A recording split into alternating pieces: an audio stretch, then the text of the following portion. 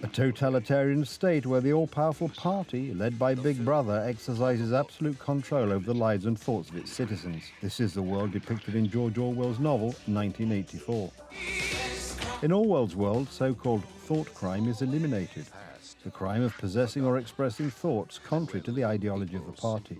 It seems that with each passing day we are getting closer and closer to the world described by George Orwell in 1984.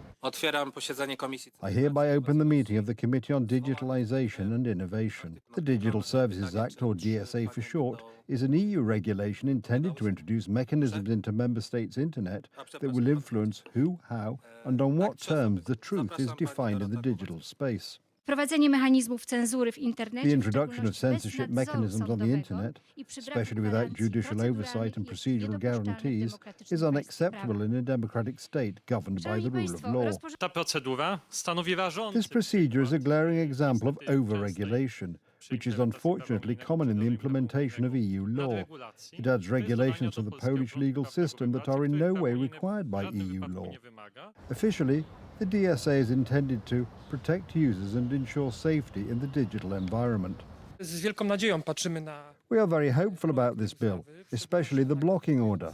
In practice, what is considered dangerous or illegal on the internet will be the result of decisions made by algorithms and administrators. Citizens are only supposed to see what has been previously deemed reliable. Maciej Świerski, a member of Poland's National Broadcasting Council, writes about this in his analysis of the DSA. What can remain in the information cycle is no longer decided by national parliaments or courts. These decisions are made in dialogue between digital platforms and the European Commission.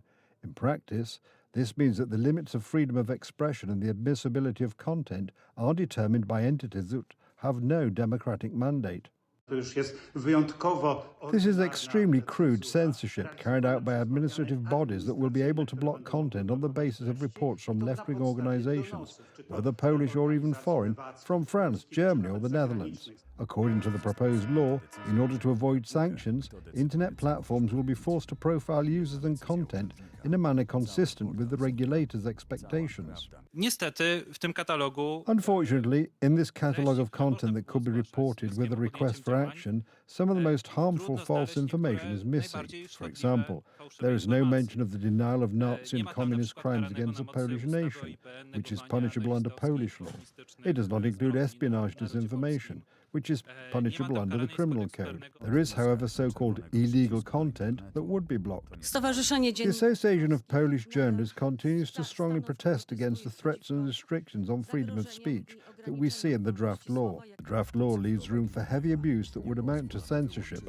First and foremost, for politicians in relation to journalists, the media and anyone who publishes on the internet. The DSA is even more than censorship. It is punishment for one's views. The government wants to take the place of the decision maker. What can be shown and what cannot. Our content will continue to be removed, as will conservative, pro-life and Catholic content. And the consequences will probably be felt by everyone in Poland and beyond.